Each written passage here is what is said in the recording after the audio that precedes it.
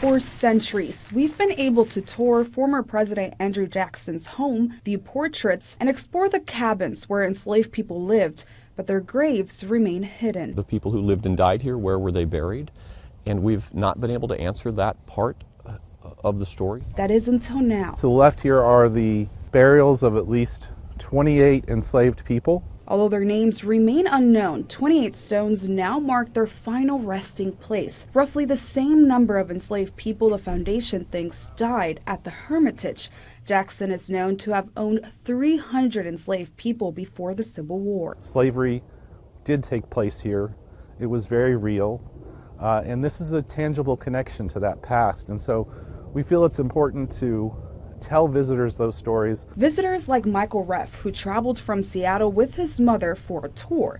During our interview, they unexpectedly discovered the cemetery and were struck by its significance. These were people that lived on this property, and although they were slaves of Andrew Jackson, his family, and the legacy of the family, it's something that, again, we should shine a light on, and we should have discussions about in our country and not be afraid to talk about it.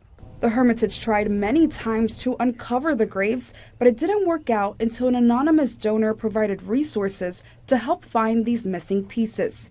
An important clue was an agricultural report from 1935. And what we saw in the aerial images and with the maps is that what this author of this report described was actually true on the ground. Using ground-penetrating radar technology, experts located the remains without disturbing them. They were looking for what the archaeologists would recognize as indications of potential or possible burial. History that was hidden in plain sight is now revealed for all to see. We hope people will reflect upon what slavery was and be able to have a more meaningful connection to the folks who are buried here.